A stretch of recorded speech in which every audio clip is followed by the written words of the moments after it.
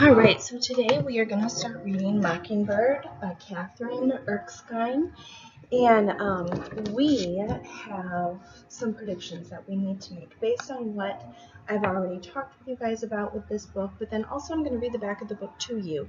And when I'm done with that, I want you to just press pause on the video and jot down what your predictions are based on what we know so far. In Caitlin's world, everything is black or white. Things are either good or bad, and anything in between is confusing. That's the stuff Caitlin's older brother, Devon, has always explained. But now, Devon's dead, and Dad is no help at all. Caitlin wants to get over it, but as an 11-year-old girl with Asperger's, she does not know how. When she reads the definition of closure, she realizes that that is what she needs. In her search for it, Caitlin discovers that not everything is black and white, and the world is full of colors, both messy and beautiful. So take a second to jot down some predictions that you have, and then we'll get started with reading the first couple of chapters together. All right, so we're going to start here with chapter 1, Devon's Chest. It looks like a one-winged bird crouching in the corner of the living room, hurt, trying to fly every time the heat pump turns on with a click and a groan that blows cold air onto the sheet and lifts it up as it flutters just for a moment and then falls down again. Still. Dead. Dad covered it with a gray sheet so I can't see it, but I still know that it's there. Pause. So that word chest is another way of saying like a chest of drawers or like a piece of furniture. Okay? There are two meanings to the word chest, but that's the one that we're talking about right now. And I can still draw it. I take my charcoal pencil and I copy what I see, a grayish, squarish thing that's almost as tall as me, with only one wing. Underneath the sheet is Devon's Eagle Scout project. It's a chest that Dad and Devon are making so that he'll be ready to teach other Boy Scouts how to build a chest out of wood. I feel all around the sheet just to be sure his chest is still underneath. It's cold and it's hard and it's stiff on the outside and cavernous on the inside, meaning hollow. My dictionary says that cavernous means filled with cavities or hollow areas. That's what's inside of Devon's wooden chest. Hollow areas. On the outside is the part that looks like the bird's broken wing because the sheet hangs off it so loosely. And under the sheet is a piece of wood that's going to be a door once Dad and Devon finish the chest. Except now, I don't know how they can, now that Devon is gone. The bird will be trying to fly but never get anywhere, just floating and falling, floating and falling. The gray of the outside is inside the living room, inside the chest, and inside me. It's so gray that turning on a lamp is too sharp and it hurts. So the lamps are off, but it's still too bright. It should be black inside. And that's why I want to put my head under the sofa cushion, where the green plaid fabric still smells like Dad's sweat and Devon's socks. Well, and my popcorn. And the cushion feels soft and heavy on my head, and I push deeper into the couch cushion so my shoulders and my chest, now we're saying another meaning of the word chest, right? Like the part of your body, can get under it too. And there's a weight on me that holds me down and keeps me from floating and falling and floating and falling, just like a bird. That was chapter 1. I want you guys to just pause and reflect of the imagery that we were just exposed to in this first chapter. I want you to maybe even take a second in your ELA notebook to sketch the image of the chest that Caitlin gave us in this first chapter, and I really want you to resonate with this word chest, with the symbolism of the unfinished chest, because we're going to go back to that quite a bit throughout this book. Let's move on to the next chapter. All right, guys, we are going to dive into chapter number 2, which is entitled Look at the Person, and I want you to pay attention to what you learn about Caitlin from here. Caitlin, Dad says, the whole town is upset by what happened. They want to help. How? They want to be with you. Talk to you, take you places. I don't want to be with them or talk to them or go places with them. He sighs.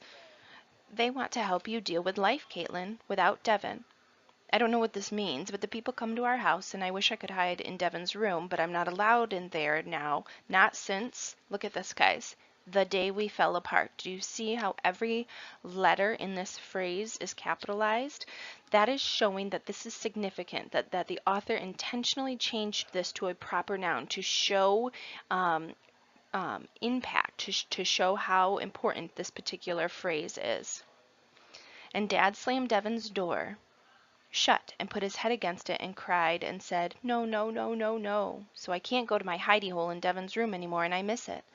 I try to hide in my room and draw, but Dad comes and gets me. There are so many voices in our house. Voices from Devon's Boy Scout troop. I recognize their green pants and the nice things that they say about Devon. Voices of relatives. Dad introduces me to them. He says, 'You remember ... dot dot dot,' but then he doesn't say a name. And I say, 'No.' Oops, sorry guys. I say no because I don't remember. And Dad says too, they did it again. Look at the person. That's like an important, meaningful, proper noun that they changed this to. So I look quickly at the nose or the mouth or the ear, but I still don't remember. One voice says, 'I am your second cousin.' And another one says, 'Wasn't it a beautiful memorial service?'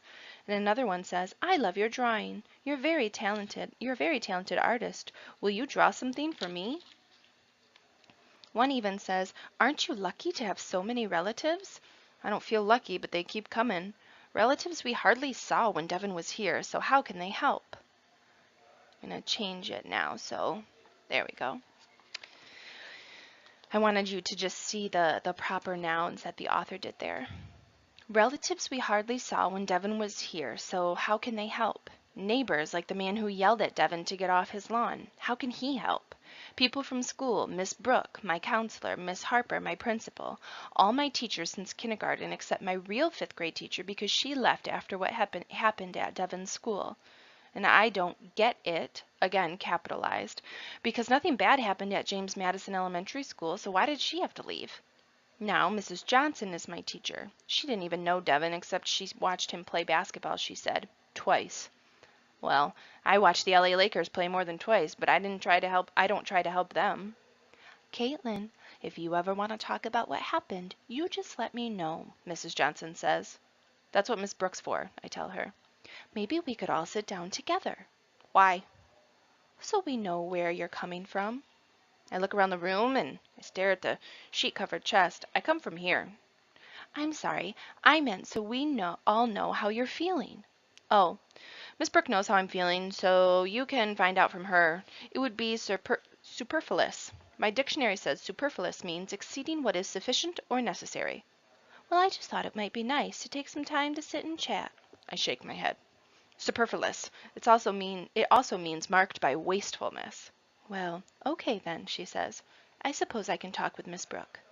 Miss Brooke says you can talk to her you can talk with her any time because her door is always open, I tell Miss Johnson. But actually, it's almost always closed, but if you knock, then she remembers to open it. Thank you, Caitlin. She doesn't move. That means she's waiting for me to say something, and I hate that, and it makes my underarms prickle and get wet, and I almost start sucking on my sleeve like I do at recess. But then I remember. You're welcome, I say. And she moves away. I got it right. Yes! I go to the refrigerator and I put a smiley face sticker on my chart under Your Manners. 7 more and I get to watch a video. When I turn away from the fridge, I see a puffy blue marshmallow wall in front of me, and it smells like apple cinnamon Pop-Tarts and it breathes noisily. It's another neighbor or relative. I don't know which. Her hands are shaking and she has a tissue. And on the other hand, she holds out to me. There's a white circle in it. Would you like this candy? I don't know. I've never had her candy before, so I don't know if I'll like it. But I like just about every candy in the galaxy, but I don't like being trapped by the puffy blue wall like this. Take it, she says, and she pushes it into my hand. So I take it just to get her hand off of mine because her hand is squishy and flabby and it makes me feel sick. "Have another," she says. So I take it quickly so I won't have to feel her hand again, and she tries to pat my head with the candy hand, but I duck. And then I run and hide behind Dad and I eat the candy. They're mints. I wish they were gummy worms because that's my favorite, but I deal with it. The good thing is I can't talk when my mouth is full because that's rude. So if I keep my mouth full, I can be in my own Caitlin world. When I finish the candy, I still don't want to talk, so I push my head under Dad's sweater and I feel the warmth of his chest as so now we're talking about the physical chest, right? As he breathes up and down, and I smell his Gillette Cool Wave antiperspirant and deodorant. He doesn't even say, "No, Caitlin," and pull me out. He lets me stay there and he pats my head through the sweater. If it's through the sweater, I don't mind. Otherwise, I don't like anyone to touch me. And Dad talks to the world outside of the sweater, and his voice makes a low, humming, vibrating feel, and I close my eyes, and I wish I could stay here forever. So I want you to take a second and just reflect. What did we learn about Caitlin in this chapter? What did we learn was significant to her? Who did we learn was significant to her? Miss Brooke, her counselor, Mrs. Johnson, her new teacher, and Dad?